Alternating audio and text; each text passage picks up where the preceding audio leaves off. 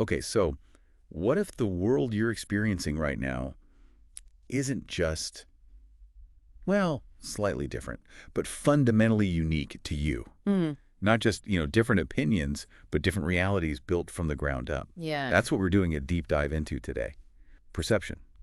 How we take in the world around us, process it, make sense of it all. It really feels like we're all looking at the same reality, doesn't it? The same tree, the same color red, hearing the same sounds. Right. But this stack of sources, we have articles, research papers, notes, it really dives into why that shared physical world can end up creating such incredibly diverse internal experiences for each of us. So our mission here, with all this material, is to try and unpack that whole process. Hmm. To figure out what perception actually is, how it works, and maybe most importantly, what makes your perceived reality potentially, wildly different from mine, or from someone living halfway across the globe. And the core idea that keeps coming up in these sources is that it's way more active than just our senses passively gathering data. It's not just input. Yeah, it's not just a camera recording things. Exactly. Think about the word itself, perception. It comes from these Latin roots meaning receiving, sure, but also collecting, taking possession, even apprehension with the mind.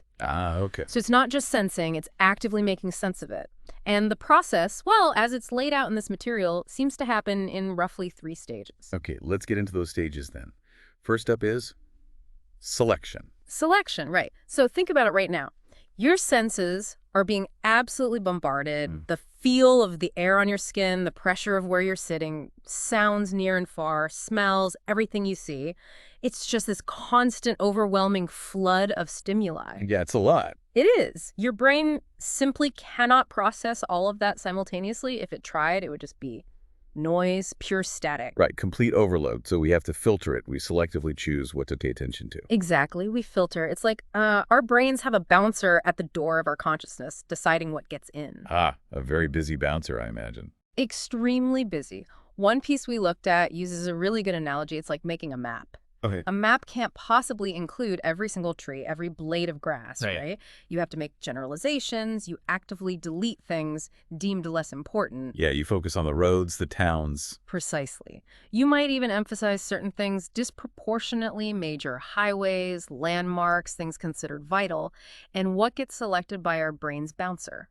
Often it's things we're familiar with, or things we're specifically interested in, or maybe even expecting to see or hear. And this filtering, this selection process, it's based on our own internal state, our past experiences, what we think is important.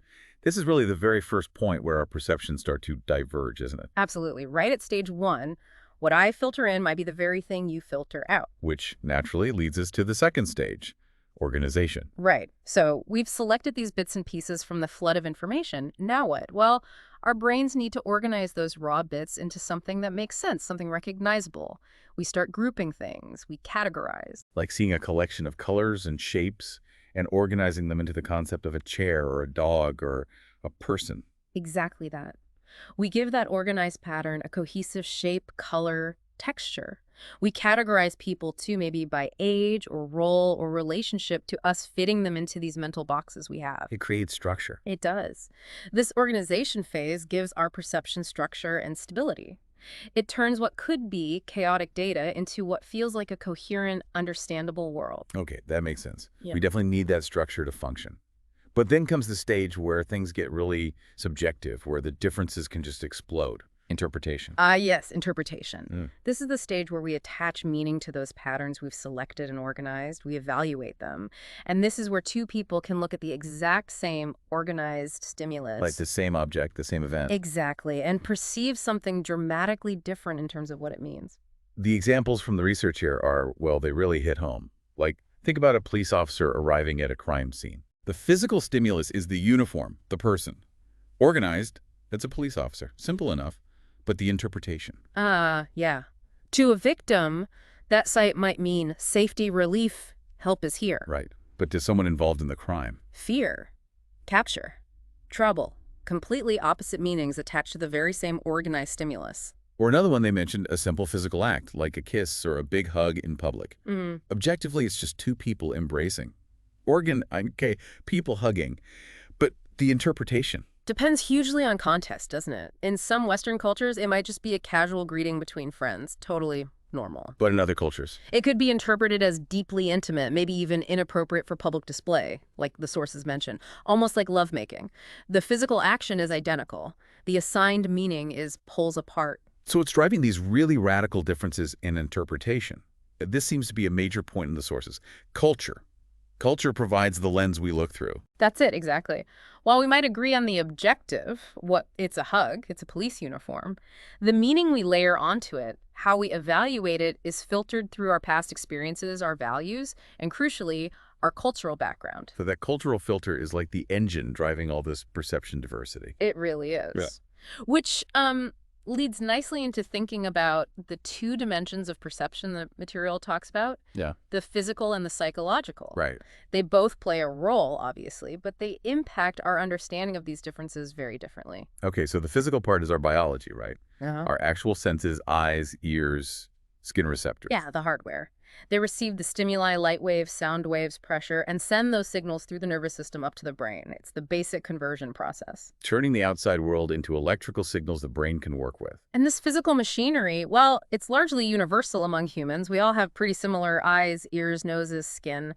We can all feel a breeze, hear a loud noise, smell a flower, generally speaking. And because our basic sensory equipment is so similar across cultures, languages, backgrounds, the physical differences in perception, like maybe tiny variations in color sensitivity or hearing range, they're much less significant when we're trying to understand big communication breakdowns between different groups. Gotcha. So the real action, the source of the major differences, is in the psychological dimension. Precisely. This is where your internal world, your mind, your history, your culture meets the external world. Your beliefs, your values, your attitudes, needs, expectations, interests. All of that stuff. It has a profound impact on what you even select to pay attention to in the first place, how you organize it, and especially how you interpret its meaning. This is where your unique personal filter really operates. The example they used about parents living with their adult children illustrates this perfectly, I thought. Oh, absolutely. It really does. Objectively, you have an adult child and their elderly parents sharing a home. The physical reality is the same house, same people. But the psychological interpretation, the cultural meaning? Totally different. The sources point out that in, say, China, this might be perceived as completely natural, even expected. A valued responsibility for the child.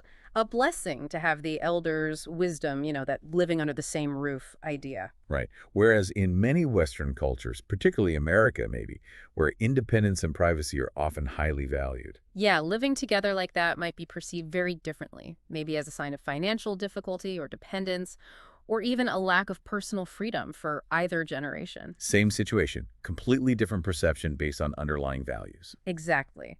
The cultural values and attitudes attached to family, independence, aging, privacy, they fundamentally shape the perception of that shared living arrangement. So it's really these psychological factors, our internal lens built on values and beliefs, that determine what stimuli grab our attention and what meaning we assign to them, not just the raw sensory input. And this brings us to what feels like maybe the most significant insight from all this material. Yeah. Culture doesn't just influence perception, it seems to fundamentally sculpt it. Yeah, sculpt is a good word. The external world, the objective reality might be the same, but our internal experience and our response to it differ because our perception is, at its core, culturally determined. One of the sources puts it very directly, something like, cultural factors provide some of the meaning involved in perception. And are therefore intimately implicated with that process. Yeah, I remember that line. Culture essentially provides the framework for meaning. It tells us what's important, what to look for, how to evaluate what we find. It's like that sound wave example again. Physically, our ears might process the same frequency and amplitude. That's the physical dimension. Right. But how we feel about that sound, whether it delights us or disgusts us, that's the psychological, the interpretation. And that's shaped by culture. The sound of someone cooking could be universally perceived as, well, cooking sounds, but our reaction to the idea of preparing, say, snake meat or dog meat, that's entirely culturally conditioned. Some cultures find it appealing, others repulsive. Same potential sound, vastly different interpretations. And this cultural influence, it seems to permeate all three stages we talked about. It really does. Let's break that down. Okay. On selection, our cultural background teaches us what's important to notice and maybe what's better to ignore, what's polite to look at, what might be considered rude, what signals status or danger within that specific context. So if your culture really values hierarchy, You might be much more attuned to subtle cues of status than someone from a more egalitarian culture. Exactly. Then on organization, culture influences how we group and categorize things. Is this animal a pet? Is it livestock? Is it food? Is it a pest? Ah, like the dog example again. Right. The material points out the stark contrast in categorizing dogs primarily as pets in many Western cultures versus primarily as food in some other cultures. Same animal, fundamentally different category, leading to vastly different attitudes and perceptions. And finally, interpretation. This is where culture really assigns the meaning. Absolutely. It determines not just what stimuli we recognize, but crucially, the meanings we attribute to them. This is where those color examples are so powerful. Yeah, that was fascinating. Red isn't inherently danger or luck. Nope. Its meaning is entirely assigned by culture. Red for celebration and good fortune in China. Red for danger or warnings in the US. Black isn't inherently death or welcome. Green isn't universally holy or, as one source mentioned, linked to adultery somewhere. Wow. These are all culturally determined evaluations layered onto a simple physical reality, the wavelength of light. What we perceive as important, valuable, appropriate, or even morally right or wrong is incredibly diverse because culture conditions our interpretation at such a deep level. So let's dig a bit deeper then into these core cultural factors that the research identifies as shaping this perceptual lens. What are the big ones? Well, the sources consistently point to a few key areas. First, there's beliefs, values, and attitudes. Okay. Values are like our internal compasses, right? They're these enduring beliefs about what's good or bad, right or wrong, proper or improper. They guide our choices, how we resolve conflicts, and definitely how we perceive things. So my perception of someone being impatient or late is probably tied directly to my culture's value of time efficiency. Exactly. Or how comfortable you feel with self-disclosure, sharing personal information, is linked to cultural values around privacy, individualism versus collectivism, and the nature of friendship. Hmm. And one of the most, well, poignant examples they discuss is the perception of the aged. Right. You touched on this earlier. Yeah. In some cultures, like many Native American traditions mention, elders are deeply revered. They're sought out for wisdom, seen as invaluable assets to the community. The perception is one of profound respect and value. Whereas, Whereas in some other cultures, particularly noted in the dominant American culture context, getting old can sometimes be associated with becoming useless, a burden, dependent. People might even be offended by being called old. wow, the same objective fact of age perceived for such drastically different value systems. It's huge.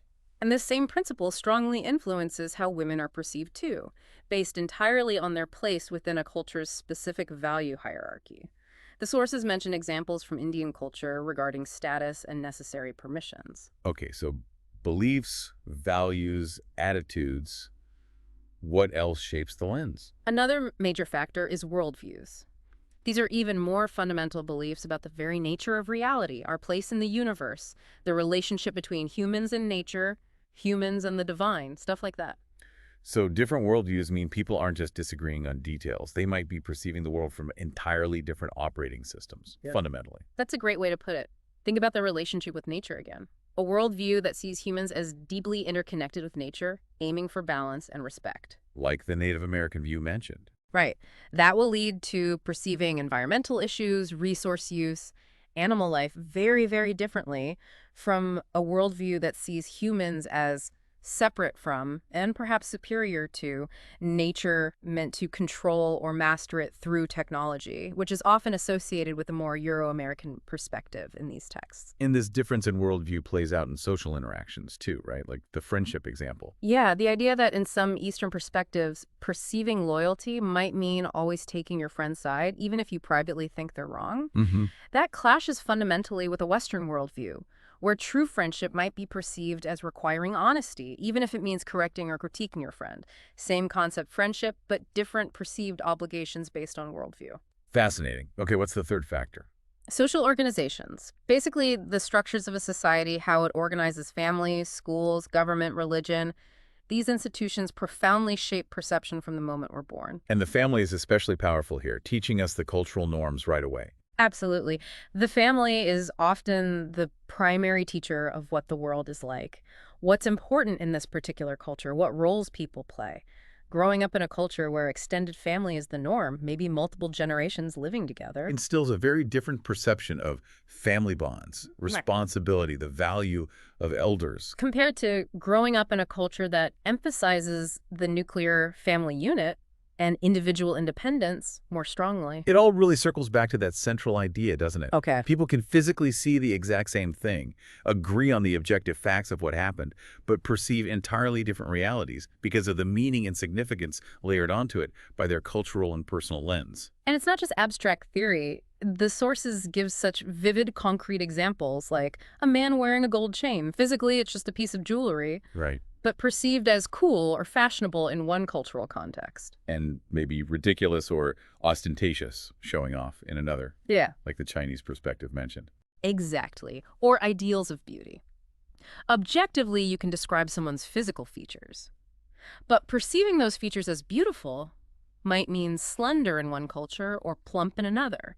Even the perception of what defines a woman, her roles, rights, limitations, can differ fundamentally as the contrast between perceptions in Saudi Arabia versus America highlighted. And that tree limb breaking under the snow example is just perfect for illustrating this. Yeah, I like that one. Two people observe the exact same physical event. The limb breaks, no disagreement there, but the cause attributed. The American perspective mentioned might perceive the limb broke because it was weak, it couldn't handle the stress. Okay. But the Taoist worldview referenced in the material might perceive it broke because it was too strong, so rigid and unyielding that it refused to bend under the weight, and therefore it broke. Flexibility would have saved it. Wow. Same event. Diametrically opposed interpretations of strength and weakness based entirely on worldview. Exactly. And this perception diversity, it filters right down into the words we use. Even words that seem like direct translations can carry wildly different cultural baggage and lead to misunderstandings. Like the Chinese word, Aaron. Right. Which simply means spouse. Introducing your wife as my Erin is perfectly normal and neutral in Chinese. But if you try to translate that directly and use the English word lover, Oof, yeah. That carries a very strong connotation of an extramarital affair in English. Same basic concept of partner, but the cultural meanings and potential perceptions are drastically different. or the idea of starting a family. In English, that might often mean getting married, building a life together as a couple, focusing on the relationship itself. But the Chinese word mentioned jiating for family. Often inherently implies the presence or intention of having children. So asking someone from that cultural background if they've started a family might be perceived very specifically as, have you had kids yet? Leading to confusion if they're married but don't have children. Exactly. So while the core stages of perception selection, organization, interpretation seem universal in function, the actual content of those stages, what gets selected, how it's organized, and especially how it's interpreted, that's heavily personalized and profoundly shaped by culture. This deep dive also touches on some really interesting philosophical angles, like how we actually process all this information. Is it direct realism, just taking in what's there, or more constructivist, actively building it? Yeah, the theories about information flow often get grouped into two main directions. First, there's bottom-up processing. Okay. This is very data-driven. It starts with the raw sensory input hitting our receptors, the light on your retina, the sound waves in your ear, and that signal moves up to higher brain areas for processing. The sensory data itself is the foundation. Like building a picture pixel by pixel from the raw input. Kind of, yeah. The external world dictates what you perceive. Gibson's theory of direct perception fits here, emphasizing how information like texture gradients directly tells us about depth. Okay, so what's the other direction? Top-down processing. This approach argues that our prior knowledge, our expectations, our beliefs, our existing mental frameworks, they significantly influence and interpret the incoming sensory data. So it's not just raw pixels. We have a concept or a model in our head already. Exactly. It's like having a blueprint or a schema that helps you make sense of those pixels much faster, or even fills in the gaps. Your internal state actively shapes what you perceive. Computational theories like Mars model of vision, moving from raw sketch to 3D model, involve this top-down conceptualization. It seems like in reality it must be a constant back and forth between both, right? Oh, absolutely. It's almost certainly a continuous interplay. But the power of those top-down processes, our internal world-shaping interpretation, that seems really key to understanding why our perceptions can differ so much, especially across culture. And speaking of internal worlds, the material brings up that really mind-bending philosophical question of qualia. Ah, yes. Quality. Are our subjective experiences, the actual feeling of seeing red or tasting sweetness, are they truly identical, even if we both agree something is red?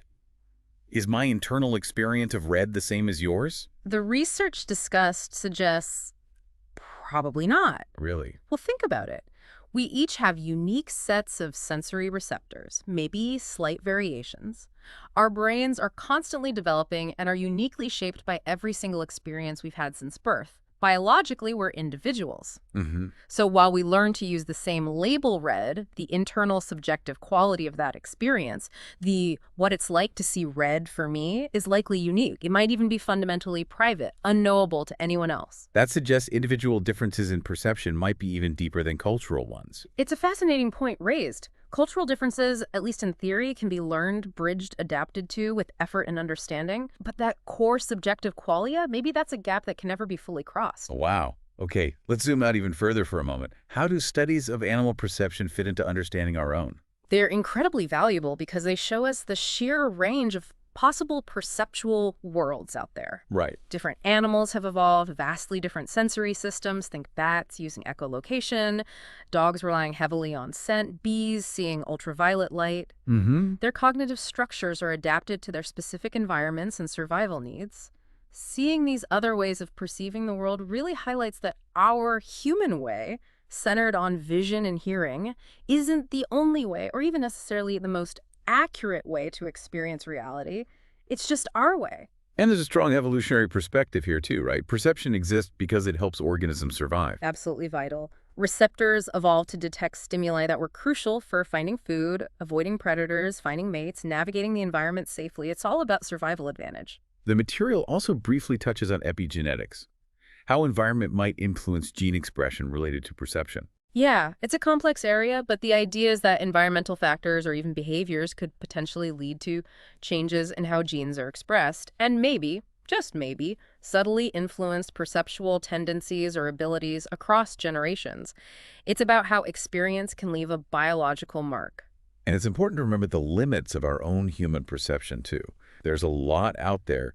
We just don't have the biological equipment to sense directly. For sure. Things like radioactivity, certain chemicals, magnetic fields, we're blind to them without help. Which is where perception gets extended or enhanced. Exactly. And it's not just human technology, though that's huge. Animals living in groups effectively use each other's senses. One spots danger, the whole group benefits. But humans have developed incredible tools to transform information we can't sense into forms we can. Think of a Geiger counter making radiation audible clicks, or scientific visualizations turning abstract data into images we can interpret. And medical tech is pushing these boundaries constantly. Yeah. Cochlear implants restoring a form of auditory perception. Research into artificial retinas for vision loss. It really connects to that idea of the extended mind, where our tools become integrated into our perceptual and cognitive systems.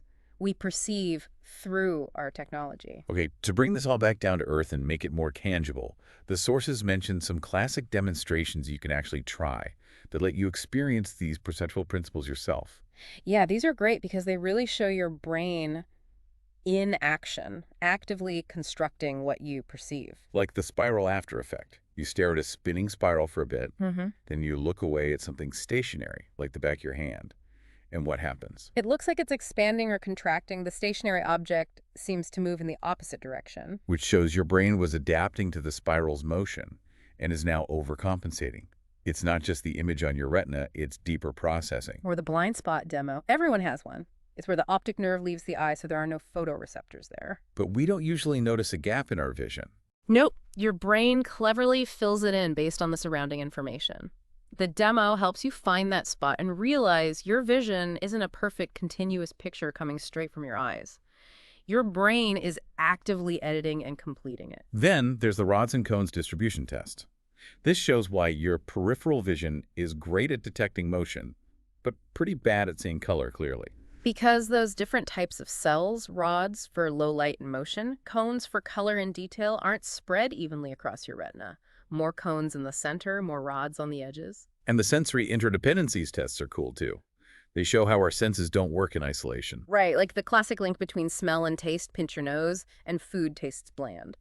But also things like how temperature affects how sweet something tastes, or the size-weight illusion. Ah, the size-weight illusion. Yeah, if you have two objects that weigh exactly the same, but one is physically smaller, the smaller one usually feels heavier when you lift it. Because your brain expects smaller objects to weigh less, so when it gets the sensory input saying it's just as heavy as the big one, it kind of overinterprets the weight. Perception is influenced by expectation. And your personal favorite, the Stroop effect. Oh, the strip effect is brilliant. Trying to name the color of the ink that a word is printed in when the word itself is the name of a different color. Like the word BLUE printed in red ink. You're supposed to say red. Exactly. And it's surprisingly difficult. Your automatic tendency to read the word interferes massively with the task of just naming the ink color. It really highlights how automatic some perceptual processes are and how hard it is to selectively ignore certain types of stimuli even when you're trying to. Yeah, these demos are fantastic because they really underscore that even within your own head dealing with the same physical reality, your brain is constantly filtering, organizing, interpreting, filling in gaps, and being influenced by expectations in ways you're probably not even aware of most of the time. Which brings us right back to you listening to this. The sources raise some really good questions for you to think about. Like, why is understanding perception actually important in your everyday life, in your interactions with people? Mm-hmm. How do you see these individual differences, and especially the cultural differences in perception, playing out in the world around you, in misunderstandings maybe, or just different ways of approaching things? Think about how artists or designers use these principles. They're masters of guiding your perception, right? Directing your attention, creating illusions, evoking feelings. Or even something as simple as road signs. They rely on clear perception shape, color, symbols being interpreted quickly and correctly for safety. What about different jobs? What careers rely really heavily on having excellent, maybe highly trained perceptual abilities, like depth perception for a surgeon or pilot? Yeah, lots to think about there. We've definitely covered a lot of ground today. We went from the basic definition in the three stages: selection, organization, interpretation. All the way to the profound role of culture, personal values, worldviews, beliefs. And even touching on the biology, the philosophy, the animal comparisons, and how technology is changing the game. And the key takeaway, really, from all of this material seems to be that perception isn't just this passive window onto some objective, fixed world out there. No, it's much more active than that. It's an active, dynamic, and deeply subjective construction. It's built by your biology, yes, but it's constantly shaped by your unique personal history, your experiences, and maybe most powerfully filtered through the lens of your culture. So here's the final thought to leave you with. If your perception of the world is such a personal, culturally shaped construction, how much of what you call reality is actually universal? Mm. And how does recognizing that potential difference, the gap between your perceived world and someone else's, how does that change the way you interact with others, especially those who might quite literally be living in a different perceived world, even if they're standing right next to you? It encourages curiosity, doesn't it? Be curious about your own perceptual lens and maybe stay open to the possibility that other people genuinely, fundamentally see things differently.